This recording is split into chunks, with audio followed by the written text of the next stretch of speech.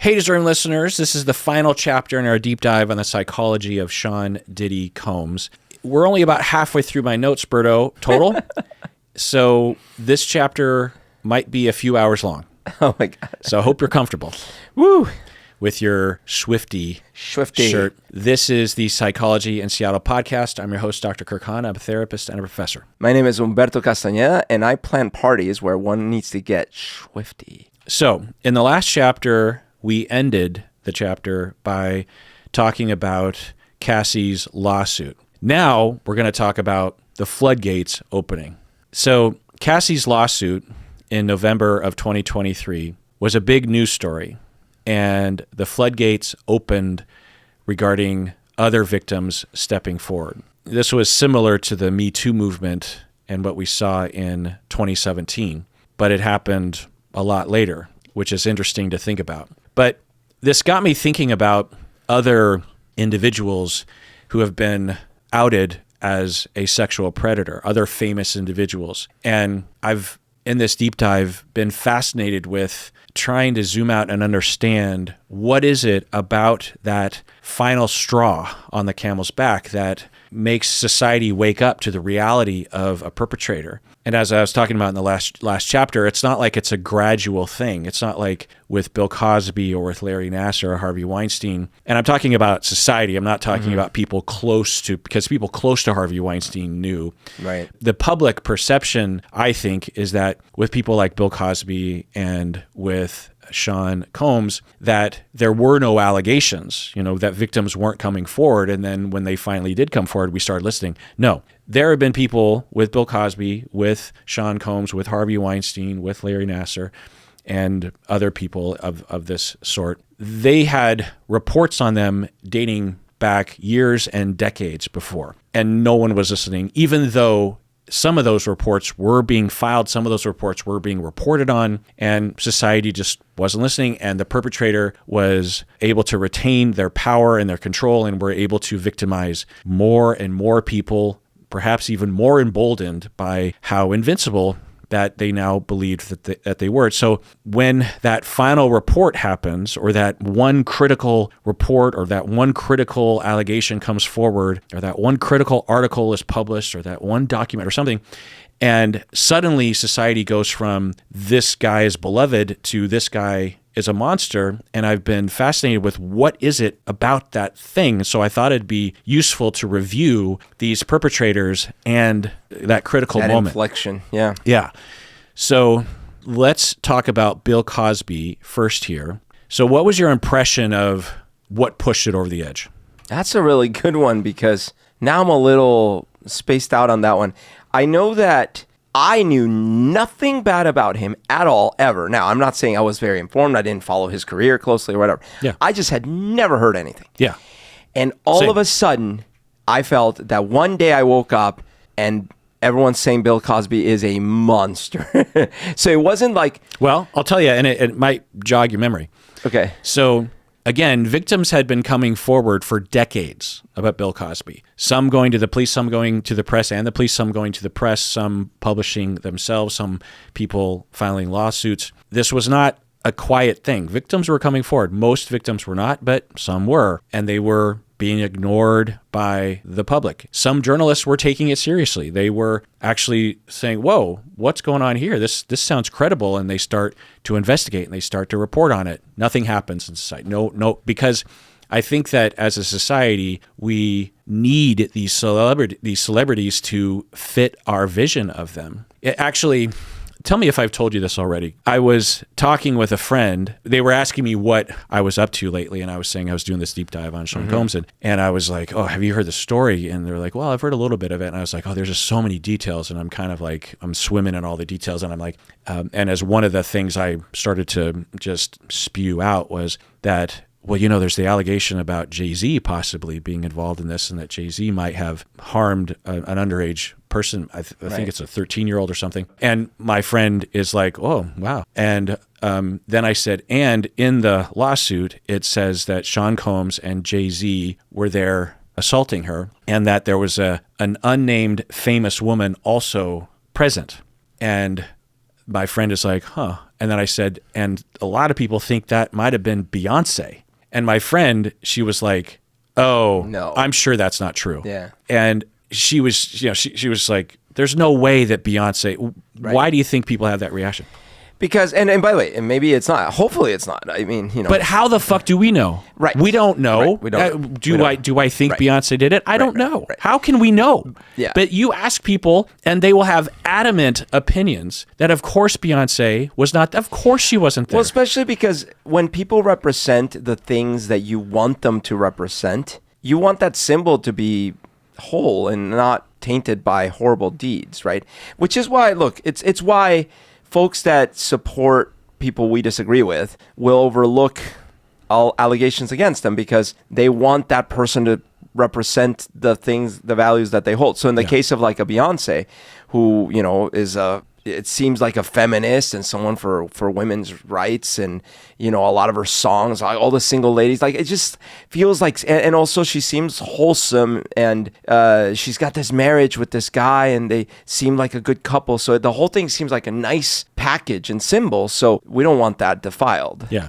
Now, I want to be clear, I have no idea.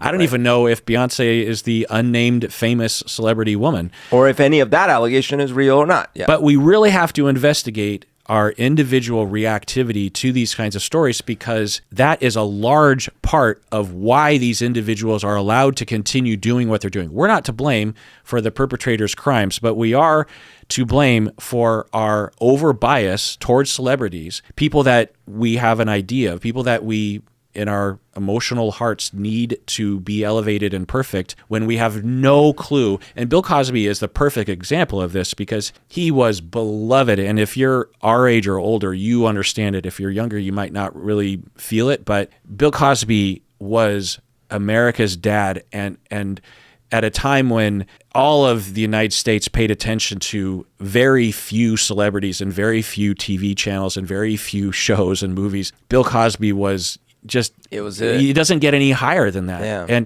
And he was considered to be nice and a good leader and a good force for good for black people, and funny and approachable. And so when the victims were coming forward, undoubtedly he was allowed to go on with those crimes because of not only society turning the other way, but also law enforcement potentially affected by that bias as well. Who knows? Or victims knowing to not come forward because they know that society and law enforcement aren't going to, and the press aren't going to listen as well as they would otherwise.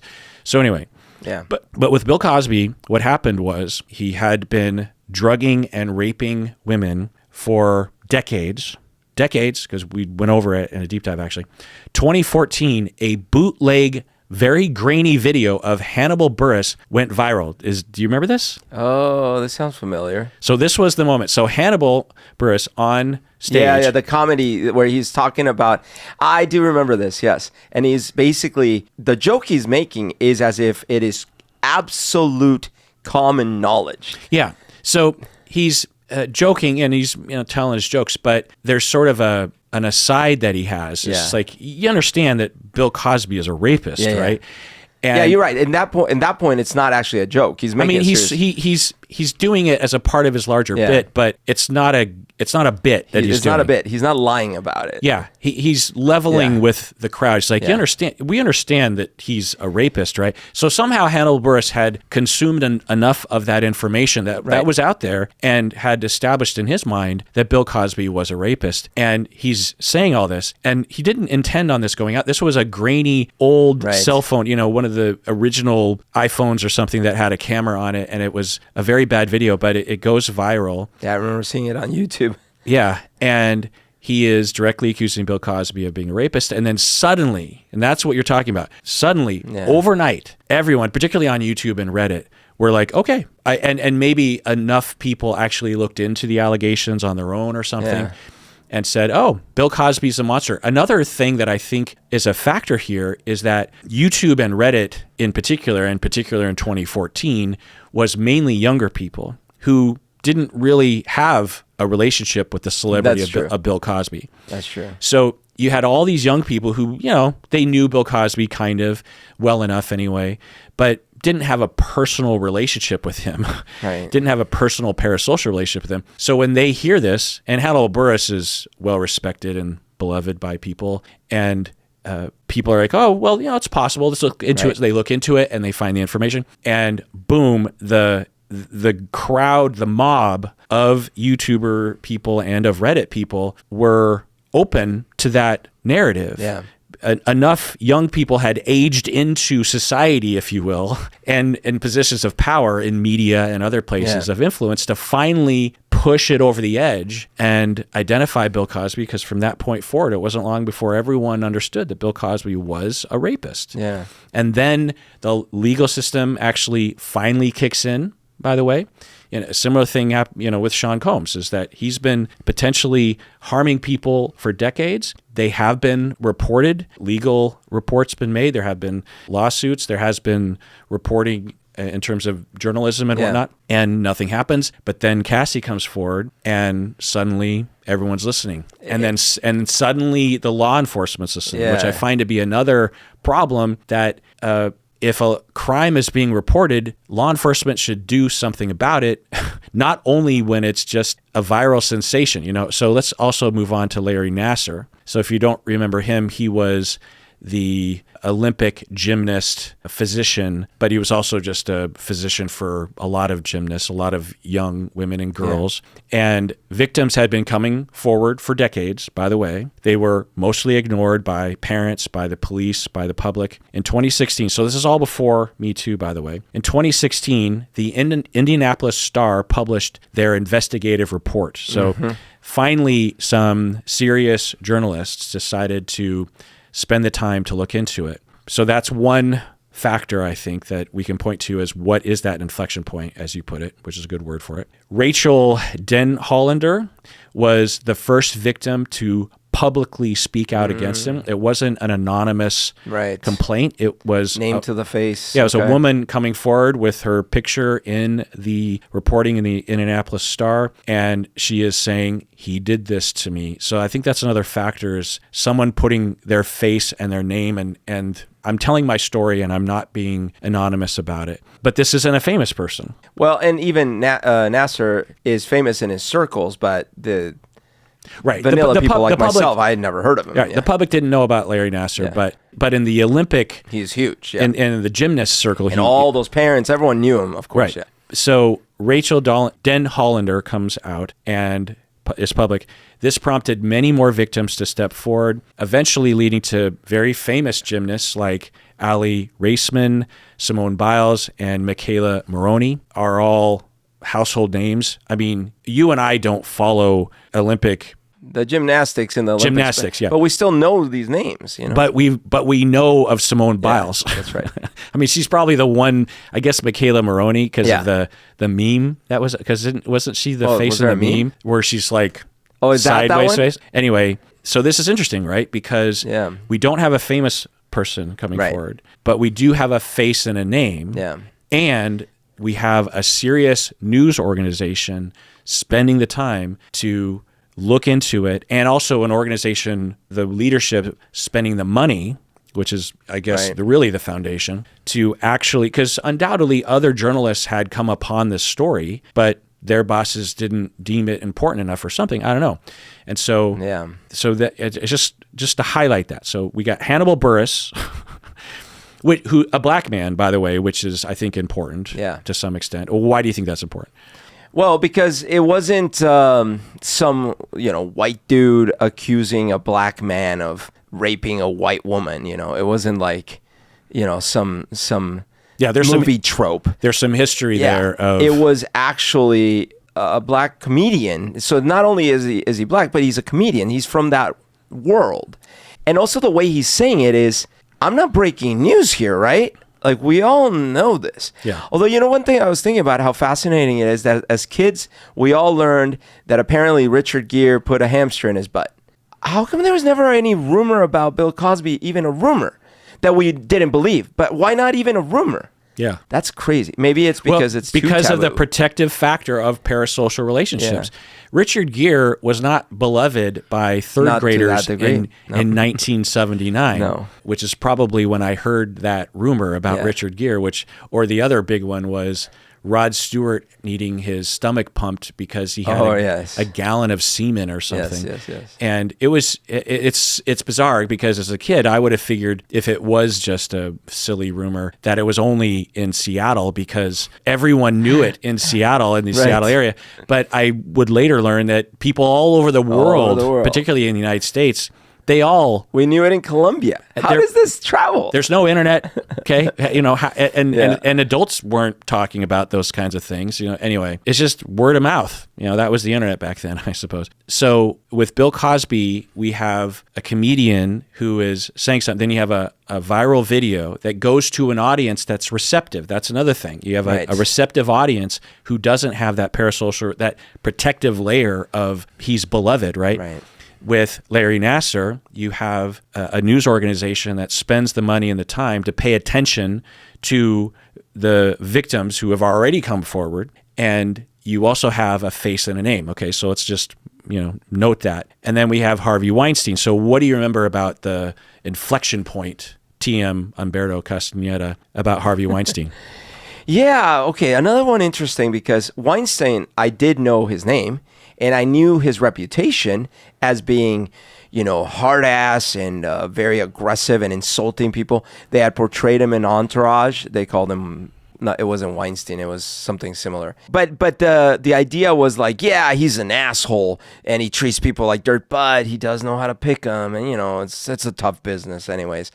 And I can imagine that a lot of the people that even knew some more of the horrible details might have been like, yeah, casting couches, man. Ugh. Horrible business. So but what was the inflection point, TM Humberto Castañeda, for Harvey Weinstein? Okay, wasn't it? What's her name?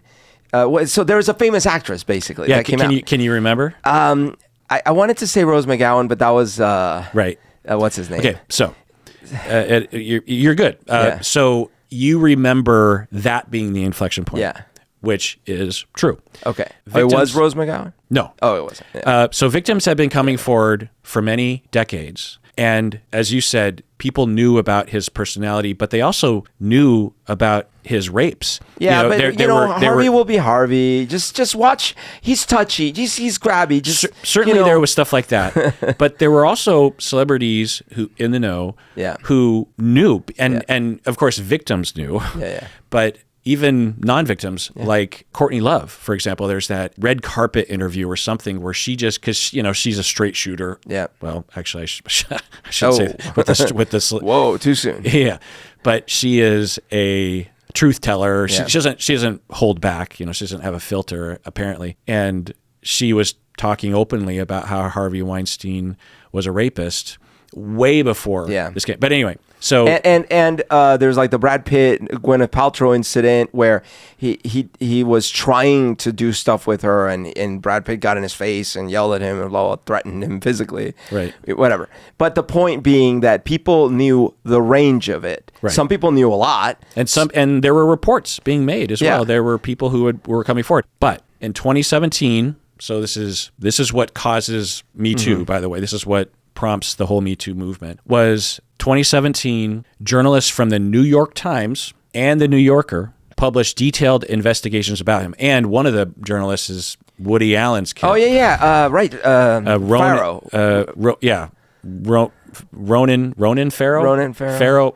Something like that. I can't remember his name, but I'll probably cut that out. Yeah, he does a lot of investigative journalism. Yeah, so the New York Times and the New Yorker published detailed investigations about Harvey Weinstein, and two celebrities were featured as victims of Harvey Weinstein, Ashley Judd and Mira Sorvino. Ashley Judd. No, I think you probably were thinking Mira Sorvino. No, I was thinking Ashley Judd. Oh, okay. Now, of course, I'm not confusing Rose. I just couldn't remember who it was, but I do remember at the time because I loved Ashley Judd and whatever I used to like her in. Yeah. And so and she seemed so like nice and which is another issue. Innocent. Yeah, it's sort of like fighting fire with fire. Yeah. It's using our parasocial relationships with Yeah. Ashley Judd and Mira Sorvino against our parasocial relationship with Right. people like Harvey Weinstein. But isn't that messed up that in my head, because Mira Sorvino is just as big of a victim, and in my head, because I had this like little, oh, Ashley Judd, she's so... Oh, you have a bigger parasocial relationship Yeah, with like, Ashley. and she's so nice and virginal and pretty and I can't, she's harmed. Oh, that, now I care. Now I'm going to, Right. So this was the inflection point, TM Humberto Castaneda, was the floodgates open not only for Harvey Weinstein, and many, many people came forward. Yeah. And this was the moment which turned things around for Harvey Weinstein, not only in the public image, but also in his career and his life. He ended up being criminally prosecuted, right? And the elements that we can point to is not only one, but two major, if not the major publications in the world. And you have two celebrities that step forward. And if it was just them, then I don't know what would happen. But as soon as that happened, a lot of other people came forward, not only for Harvey Weinstein, but for a lot of perpetrators, because this is when MeToo begins. It starts a week after those articles were published. Yeah, it was like the permission slip. Like, okay, go. It's safer to tell your story now. Yeah, drill down on that. What do you mean by safer? Because it's safer in three ways, at least. One, the safety in numbers. Mm-hmm. It's going to be harder for anyone to go after your career right now because they're going to have to pick and choose, like form a line, basically. Number one. Number two, it's going to be hard for people to say, well, we believe all these people. We don't believe you. And third, it's also like, maybe like not absolution. It's a moment of reckoning. So you're like, okay, I'm going to join this movement, and I have a story to tell. Mm-hmm. So yeah, I think that made it safer in those ways for folks to come out. Yeah, well put. So after the break, we will continue to talk about what not only the floodgates for Harvey Weinstein, but the floodgates for a lot of victims of various famous perpetrators. Right. But we'll do that after the break. Let's take a break right now. All right, Berto. So we're back from the break. Me Too has happened because of Harvey Weinstein, because of the New Yorker and the New York Times and Mira Sorvino and Ashley Judd. And now the floodgates have opened not only for the victims of Harvey Weinstein, of which there were many, but victims of a lot of individuals, including famous people. Do you know who was the immediate recipient of those allegations right after directly after? Do you know anybody? Was it Spacey? Do you have another guess? Let's see. Who was the other person? I mean, once I name these names, you'll be like, oh yeah, I remember that now. Well, Louis C.K. Yep, Louis C.K. Okay. So what do you know about that story? What I know is that he had a fetish propensity for exposing himself to people, to women in back rooms. Masturbating in front of women. Right, and touching himself, masturbating. I think that's the key is... Well, I mean, exposing yourself is also... But I don't know. I don't know if that's a part of it. I suppose, but I feel it important to point out. It's not just, which is horrible. He had a thing not only for masturbating in front of women that are just sitting there, but also doing it with women that probably didn't want to be doing it. Oh yeah, well that's what I mean by exposing himself. If he had a girlfriend that he liked to masturbate in front of, then. Right. And she's fine, or even likes to, then great. But Sarah Silverman talks about how he would masturbate around her, but it was like they were friends, so it wasn't okay. It was a thing. So yeah, there could be, but he with a lot of women in the business who are looking to have his help in the industry and with their careers, he would get them, and some of them. It was pretty clear that they were not up for it, but they would do it anyway. And he would bring him into the back room and he would masturbate in front of him. I mean, it's just like, so similar to these others, and this is the key, that with the perpetrators that I'm laying out right here, victims had already been coming forward. Yeah. They had already been reporting these things. So with Louis C.K., same. Now, if we're going to put some sort of hierarchy, I don't know if we would put Louis C.K. up there with Bill Cosby. And no, you can't. Well, you can't in the same way that you have to convict first-degree murder higher than assault and battery or whatever. But the point is that it's still abuse. It's still abusive behavior. It's just if you're raping women for decades and drugging them, it's like right. I don't know why I'm compelled to say that. I'm not defending Louis C.K. at all. I'll tell you. of the individuals that we reviewed, strangely, Louis C.K. is the one that it does engage my parasocial relationship in that I love Louis C.K.'s comedy. It's but great. I also loved Bill Cosby, but when that video came out of Hannibal Buress, like, it wasn't a thing to me to consider, oh, maybe it is true. But with Louis C.K., even to this day, it's hard for me to really accept the reality. And when this came out in 2017, so what happened was in 2017, again, reports had been already made. It was already publicized. The New York Times also had an article detailing accusations from 5 women. They spent the time to investigate it. They reported on it. It was, it's a legit journalism source. And not only had there been reports already for years, but these specific women had been speaking out for years. Yeah. So... And no one listened. No one listened until after MeToo and the New York Times. Because, would you say that as a society, we were a little bit primed to find others? There's sort of a witch hunt, for better or for worse, I think. During that period of time? Yeah. Well, certainly.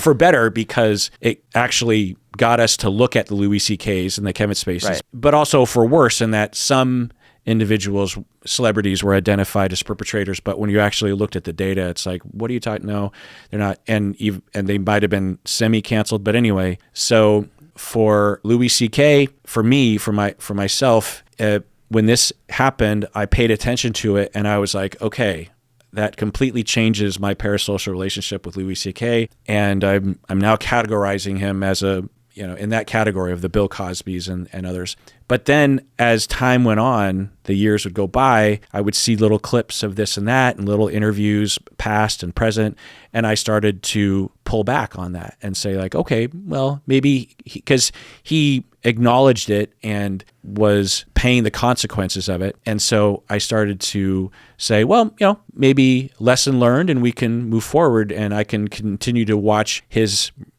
recent stuff and enjoy it. Well, and again, the reason we do need to categorize things is because you can't just say lesson learned with just everything. You can't look at Weinstein and be like, well, lately he's had good interviews, lesson learned, let's see. No, that's unsafe for society. Or you can't look at Ted Bundy. What do you mean unsafe? What do you mean unsafe for society? Because like when you're talking about, like, essentially...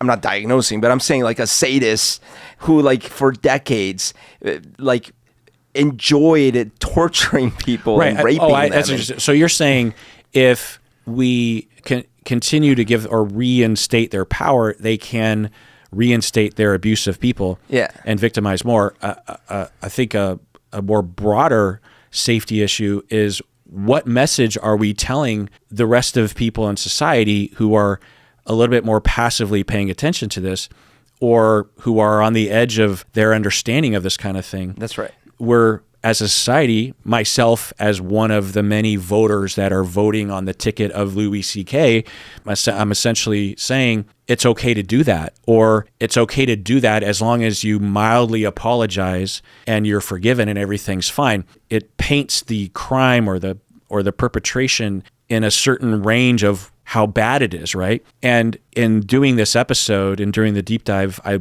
looked back into these details. And when you actually read these accounts that Louis C.K. did not refute, it's horrific. It's not a joke. It's not just an innocent, the way that Louis C.K. portrays it is that he thought that the women were into it, but he should have asked more questions. Yeah, no. I get it. When you actually hear the accounts, it's clear. No, unless he's a complete idiot, which he's not. Which he is. I think in this regard. And look, I'm speaking from experience. No, I think he wanted the women not to be into it. He could have masturbated in front of that's what I'm saying. In front of, But that's what I'm saying. He's an idiot in this regard. Well, but I'm saying he's not an idiot in that he doesn't know how to read social cues. Like, he understands how to read social cues. He understands that the women were not. He wanted the women not to be into it. He wanted that. Yes, but I'm speaking from my own past experiences of saying like sometimes our traumas make us do things where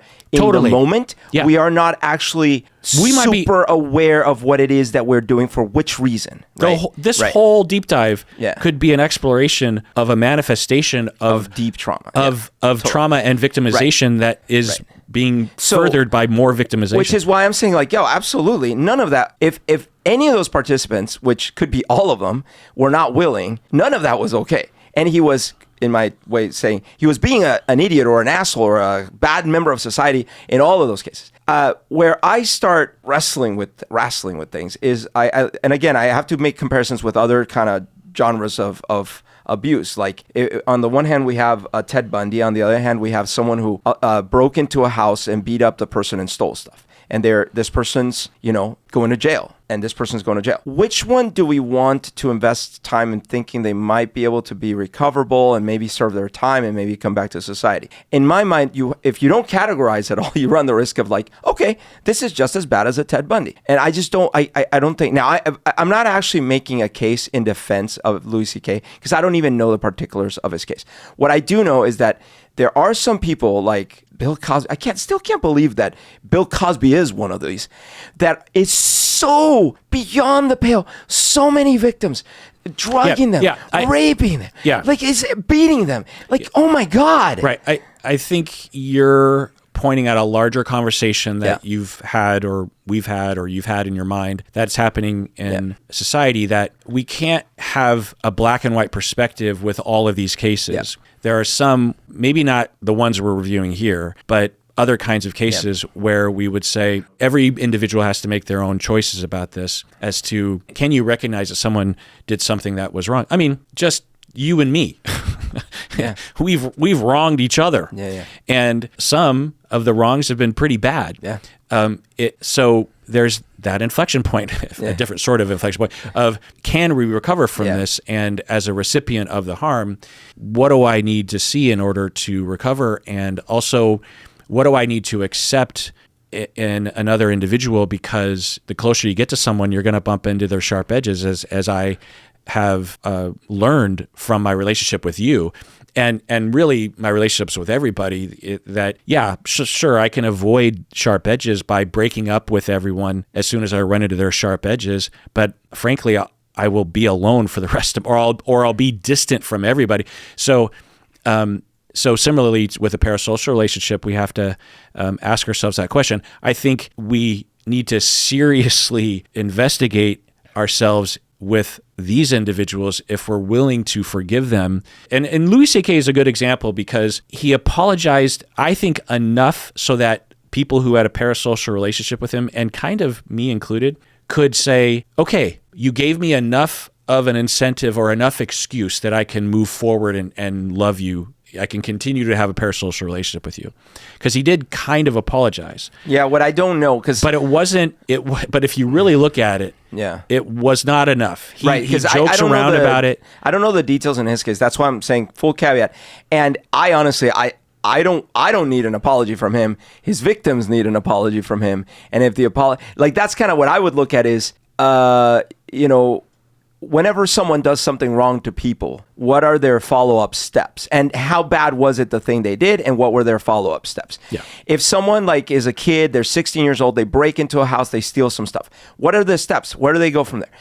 But in Louis C.K.'s case, if he didn't really apologize to his victims, he was like, well, I mean, they were kind of into it. Well, I think this conversation is more relevant to, and I'm glad you bring up the 16-year-old thing because it sort of jogged my memory, of a 16-year-old on Twitter says the N-word or something, a 16-year-old white guy or girl says the N-word on Twitter, or says, the R-word on Twitter or something, and now they're 29 and they're famous, and it comes out. And it comes out. Canceled. I think those situations are the situations in which we can have these conversations. This kind of stuff, I don't. And Louis C.K., you don't know the details, and I'm only mildly aware of the details. I'm more aware than you are, but the and I suspect I had a deeper parasocial relationship with Louis C.K., I'm guessing. I'm sure more than Harvey Weinstein. But look, I think the other reason it's important to have this conversation, and actually it's similar to the thing you had with the pedophile interviews, where if like none of it is okay, meaning no act between an adult and a child is okay, period. Yeah. Never. But does that mean we should then immediately like, what, you looked at that child, you kill him, decapitate everyone, right? Or is it more like, well, so you're really talking right up my alley in a way, because Yeah. I've done all these episodes about analyzing apologies, public apologies by public figures. And I've also done an episode on Sean Diddy Combs when he released his apology video, which maybe we'll get to. And I've thought about this. And I've also thought about like, what's the criteria exactly? And how do we analyze this? Because we tend to think about this as like, well, as you said, you need to apologize to the victims. We're just watching this happen, but they've also transgressed against us as the public. And we could argue as to the validity of this, but in the way that I see it for myself, if, like with Louis C.K., I gave him as a tiny part of the overall voting public as an endorsement of his work and of him as an individual, right? Yeah. And when he was doing those things, he was harming me in a very tiny way compared to the victims, but he was betraying my trust, what I had given him.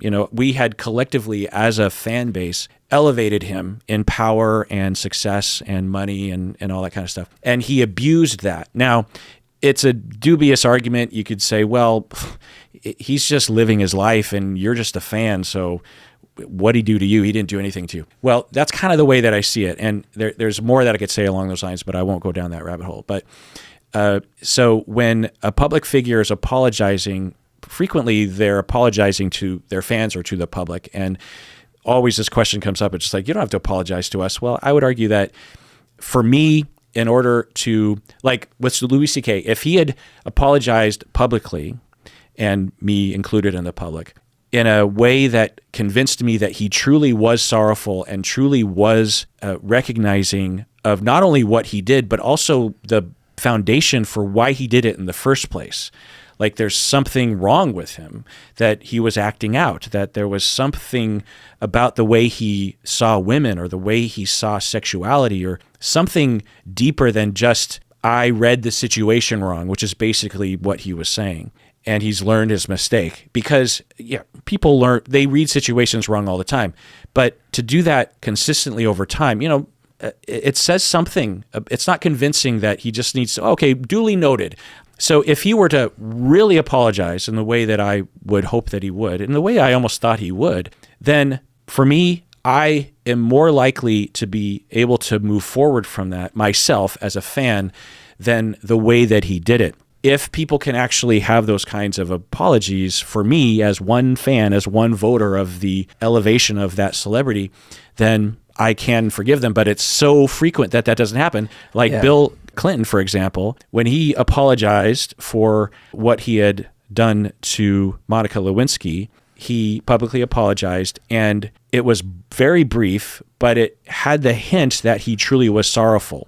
Fast forward to him talking in an interview like 10, 20 years later, he doesn't get it. He doesn't get it. He was not sorrowful. Yeah. He basically was saying it was an overreaction. That was his topic sentence, essentially, was that society overreacted. And I was like, one, this indicates you never were sorry. Two, you've had 20 plus years to think about it, and you still, this is after Me Too that you're talking, you're still in that place. Like, what's wrong with, she was an intern. She was under you, And so, and by the way, so when I see that kind of stuff, I think you're not demonstrating sorrow. And so personally, that's going to affect the way that I see you.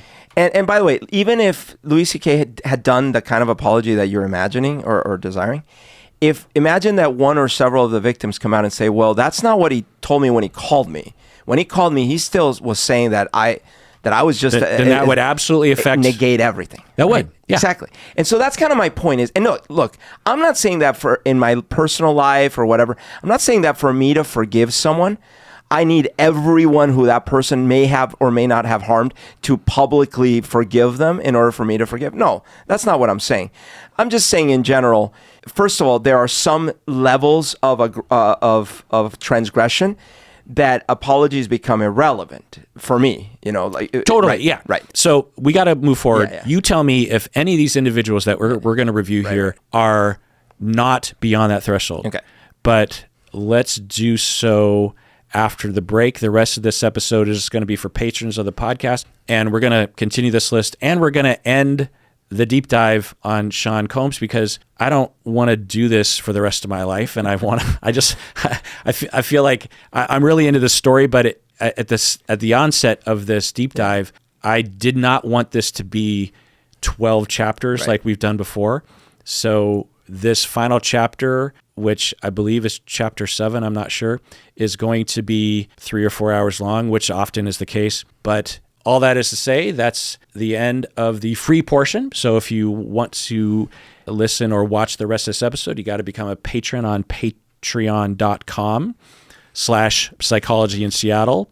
HTML, I don't know. I don't know if that's the real link. Which IP address? Don't you think it's funny that today there are still people that will read a URL? HTTPS : slash, you know what I mean? / When it's just like, who types in a URL into, it's people just Google it. Anyway, I'm getting weird today because it's getting late, but take care of yourself because you deserve it.